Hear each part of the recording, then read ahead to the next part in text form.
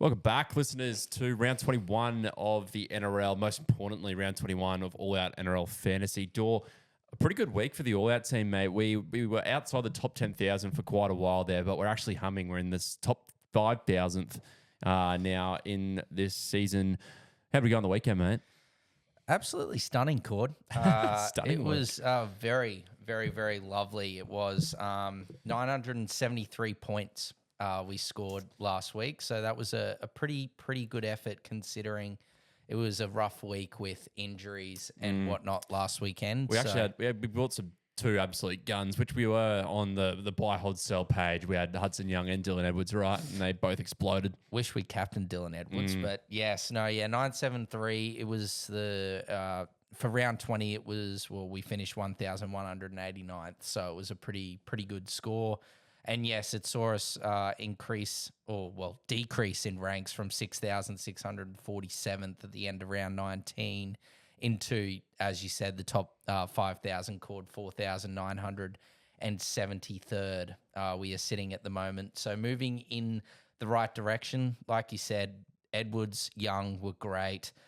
We had some average performances from Latu Finu, wasn't the greatest, only 29 from him against the Titans. And then Marky Mark and Tedesco both got 27, so not the greatest for them. But look, they'll bounce back.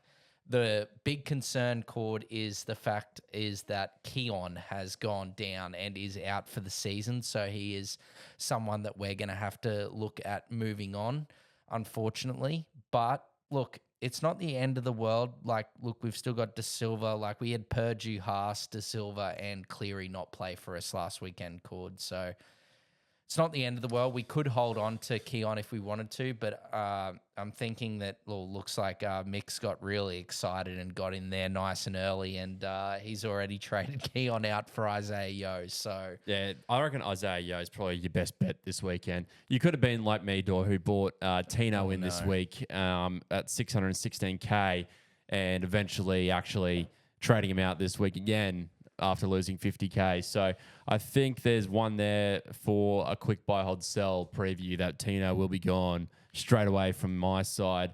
Looking straight forward, though, to TLT this week, and it is an absolute humdinger on the Thursday night. The Roosters played the Storm, Sandon Smith and Sam Walker in the halves with Savala listed in the reserves. So he is definitely now a sell if you're wondering about him. Billy Smith, concussion, is sidelined with Victor Radley with a shoulder injury. CY Wong comes into the starting side into his return from a knee injury. The good thing is that Fiketti keeps his spot here, Dor, at edge back row, which is good news. CY Wong at 13.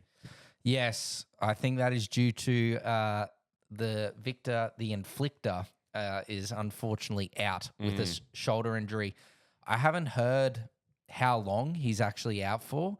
All I heard last week is that the scans, it wasn't looking good, blood. It wasn't looking good. It's not looking good, blood. I hope it's okay, for Victor's sake, but it is good considering probably Fiketti was probably going to drop to the bench if Radley was fit. So I'll see if I'll have a look, and maybe at the end of the podcast, I'll be able to tell you what the actual diagnosis or if there's any further news on Radley. But for now, definitely keep Fiketti in your fantasy team. He's been going really well. I think 55 points on the weekend. Don't get Sandon Smith. Savala is lurking, but the fact that Savala could be back, is probably going to be back next week. He was pushing to get in this week, and that's why he's in jersey 22. Don't really think there's anyone to buy. Like, I know Marky Mark and Tedesco haven't been going great as of late, but I think those guys are definitely holds. Connor Watson's not a bad option. Hold on to Fiketti. Angus Crichton's not a bad look either, Cord. Otherwise, yeah, that's about it for the Roosters. The Storm, though, Ryan Pappenhausen's still on the sidelines with that calf injury. It's clear that this injury is much more than a niggle or what might have just been a light strain. That's now his third week out. I'd just be buying the bullet here and selling him straight away. The Storm do have a pretty tough run, so I would be inclined just to sell him straight to an Edwards who might have a cheaper run there.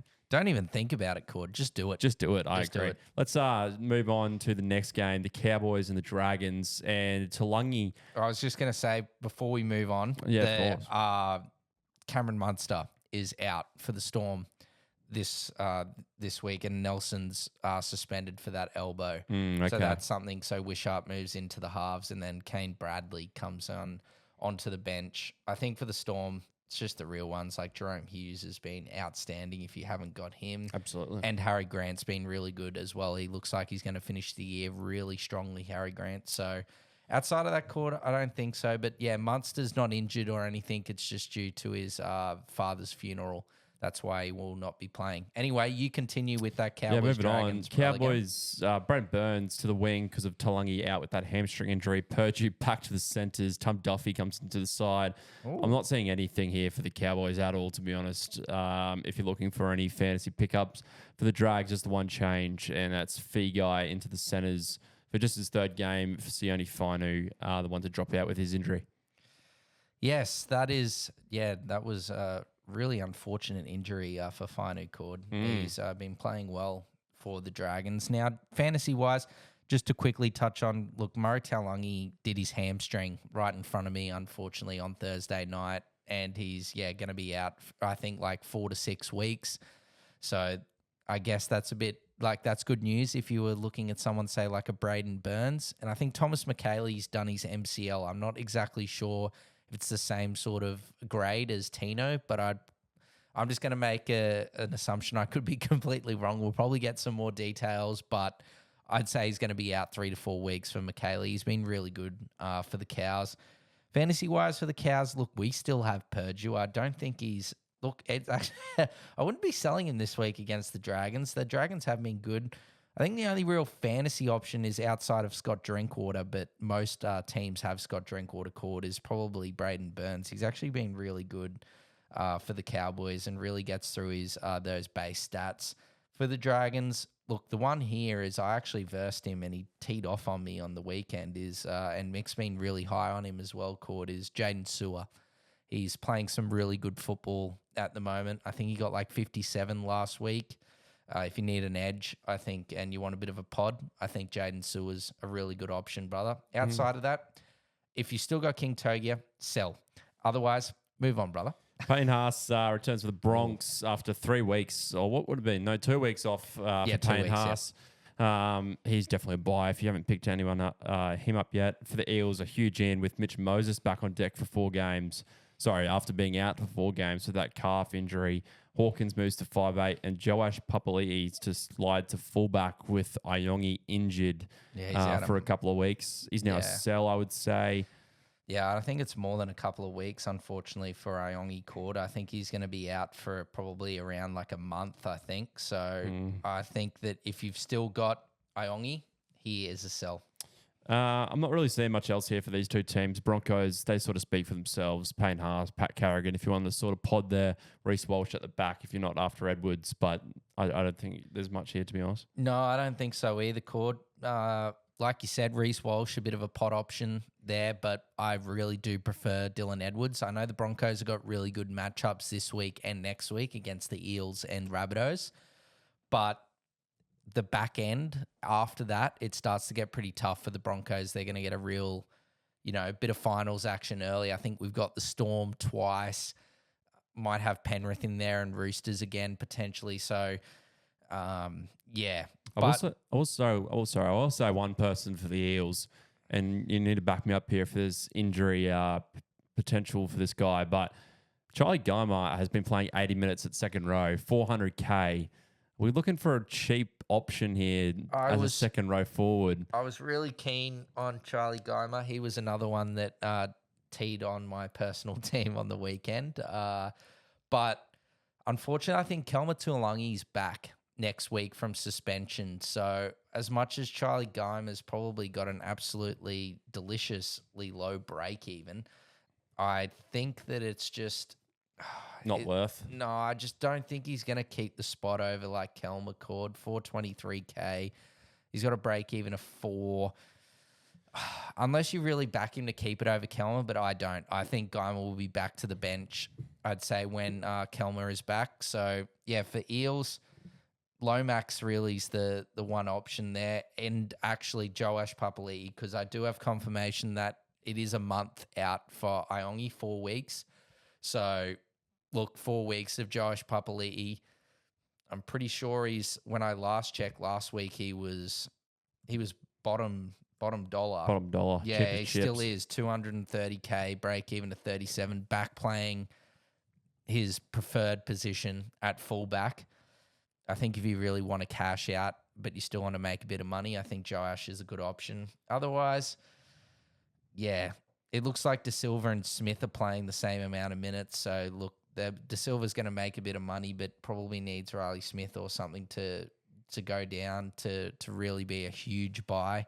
I think Joash Papali'i is more of an option due to the injuries. Yeah.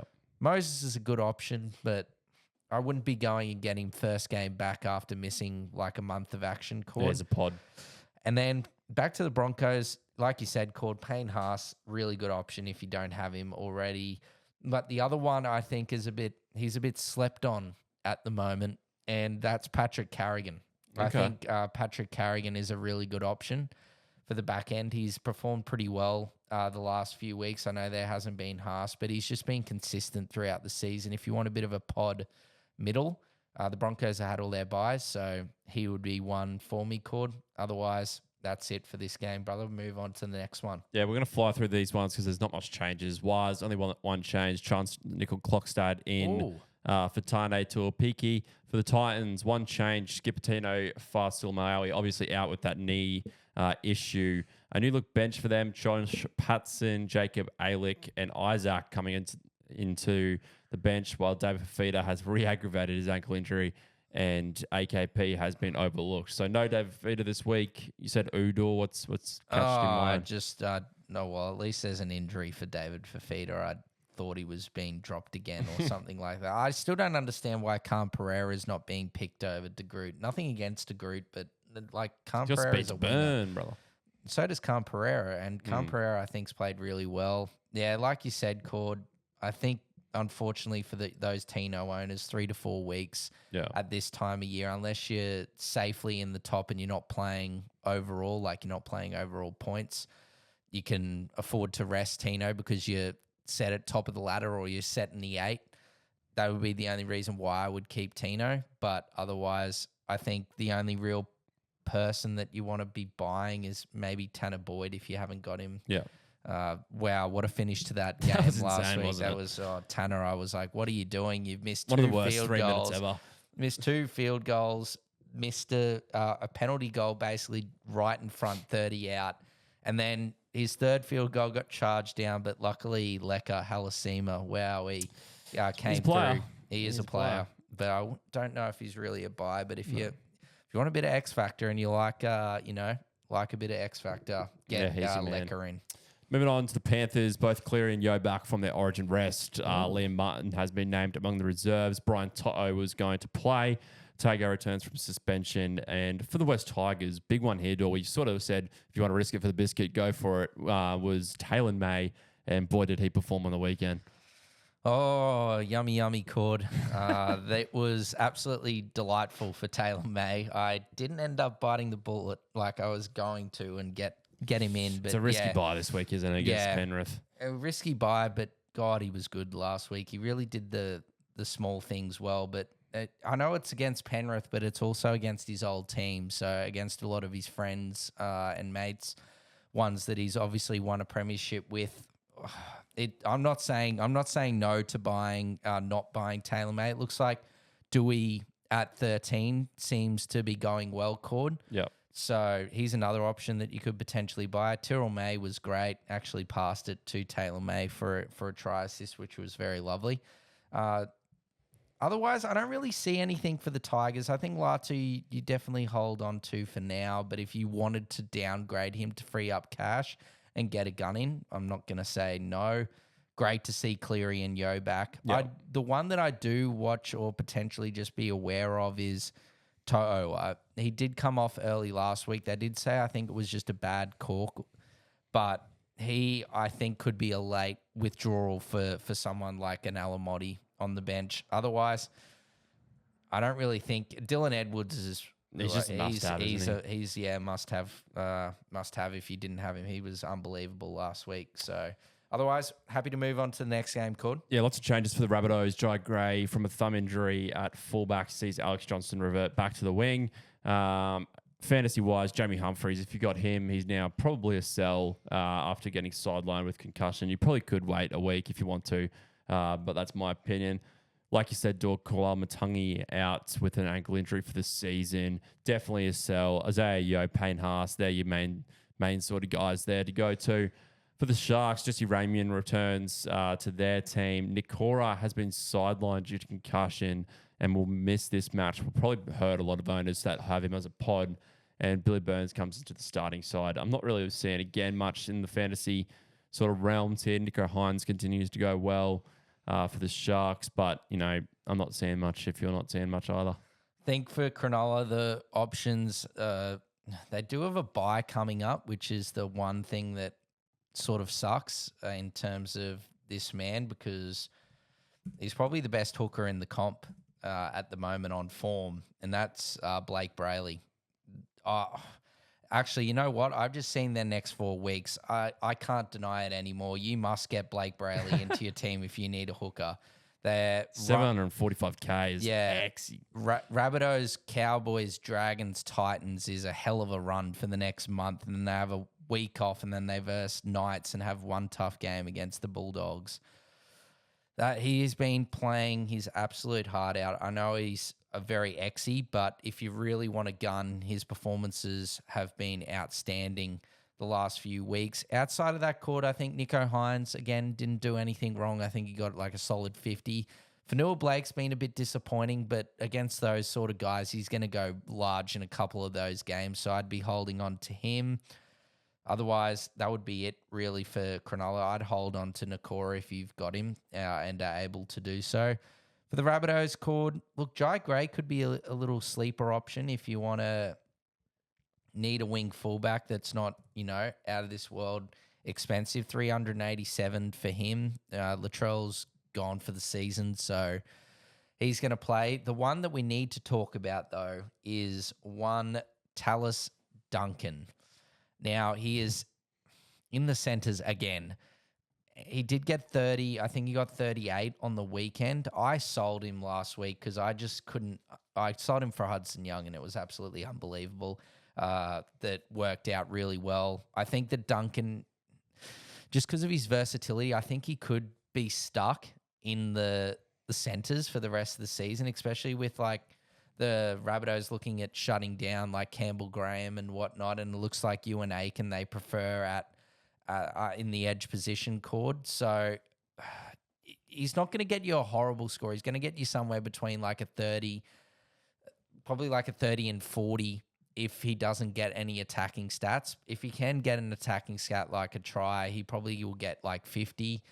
But for me, at this time of year, you want to be getting in guns, and I think he's probably 1 week off being, his break even's like 53 at the moment. I believe it's going to be probably like 70 something if he gets another like 30 score Cord. So I'd be getting rid of him. Otherwise, I'd hold on to Aiken if you still got him. And it's good to see Lewis Dodd get his first start at 7. About time. Yep. For the Raiders, next game, no changes here for the Raiders other than Seb Chris. Not much fantasy relevance there. And one change for the Knights with Jack Hetherington recalled. Fantasy relevance for this game, Dor. Jane Gagai was good after you said that he was a buy last week at fullback for the Knights. Other than that, I'm not really seeing much. You said you touched on Hudson Young for the Raiders. He was excellent for us. So was Zach Hosking last week, and with Sasungi there, I'm pretty sure I saw some people say some DMs about Hosking potentially being a buy. Do you think he's going to continue to go well? He got 67 on the weekend, break even of 28. And an interesting thing that I saw last week as well is that he moved into the middle of the field. But the issue with that this week is the fact that Sasungi is actually in the centres. So I don't know. It's either going to be Hosking plays 80 and like it will stay like that, or he could come off and go back to that like 65, 70-minute role with not as good as fantasy output. But I think, look, long term, it could be something that they look at moving when Seb Chris is back for the Raiders. He's back in the centers. Sasungi comes in on the second row for like the last 30, 40 minutes, and then Hosking moves into like the lock position. Don't know, but I think outside, how did Horsburgh go? That was one player that I did pretty well. That I didn't really. Yeah, he got 57, so he's definitely a hold. Fogarty's gone well. I think if you got KO Weeks last week, a lot of people got in Weeks hoping that he would absolutely tee off against Parramatta. Cord didn't really work out that great, but I would hold on to him if you've still got him. For the Knights, yeah, it's really just Dane Gagai. If you haven't got the Gagai, or you want like a Pierce Paul edge, but just be wary, the Knights still have another buy Cord. Otherwise, happy to move on to the next one, brother. Yeah, last game of the round, wrapping things up the podcast. Bulldogs, Bronson Xerri is back from a groin injury, and for the Manly Seagulls, Olakau'atu has been named to return from a shoulder injury, which is great news for Olakau'atu. Probably wouldn't be picking him up, but that is another one there. For Manly, though, Tommy Turbo, he's been eating in this centre position, and he loves this roaming role. And he's definitely a pickup if you want a wing fullback to cover any injuries there. For the Doggies, kick out Preston, be quite disappointing actually in the last couple of weeks, but I'm tipping them to turn their form around this weekend against Manly. And, you know, the likes of Galvin probably bottomed out if you're looking for a pod option there at 7. Karaz obviously doing Karaz work as well, Dor. Yep. No, I think the Doggies, look, one there that I think you just touched on, a bit of a pot option if you need a cheaper half is probably Lockie Galvin, 463K, 55 points last week. He did score break even of 29. He's definitely a bit of an option to look at. I think all those guys that you touched on, if you've still got like Burton, Tracy, Kiraz, kick out Preston, they're all holds. They'll bounce back. Yeah. Olakau'atu, look, you could go on a bit of a flyer court and get him early, but I don't think you're probably just better off giving him 1 week and see how he goes. Otherwise, I think the real surprise packet has been, and we've really benefited from it as well, Cord, is one Tommy Trbojevic, Tommy Turbo, 60 points last week. Since he's gone to centre, I know Leai's scores haven't been too great, but Turbo's been feasting. I think he's got 49, 64, 60 since playing. And that 60, that last one, really silences, I'd say, a lot of concerns for owners. Can he do it against a really good side? A 60-point performance against Melbourne in the centres for Turbo is unreal, and he's potentially probably a keeper for the rest of the season if he continues this Cord. Otherwise, look, DCE didn't have the greatest performance, but I'd be holding on to him. Garrick's been good, Cord. Otherwise, yeah, that's really it fantasy-wise for this week. And in terms of what I was saying earlier, Cord, in regards to Radley, the Roosters haven't released anything as of yet. All we know is that it's just a shoulder concern, and we got no idea either. Penrith haven't said anything as why Scott Sorensen wasn't named this week. Both of those clubs haven't said anything. And one to watch is that apparently Toby Couchman trained for the Dragons today. So I'm just checking now, but he hasn't been named at all in their 22 this week. So it'd be unlikely that he plays this week, but he could be back next week. In my opinion, the Dragons just should shut Toby down and move on to next season, just like they have with Val, because I agree. They're basically nearly mathematically impossible to actually make the 8. So otherwise, have you got anything else, bro? Nah, bro. Good to go. All right. Well, I think that's it, ladies and gentlemen. We will be back next week for round 22's Team Lists podcast. We will see you then. Bye. Catch up.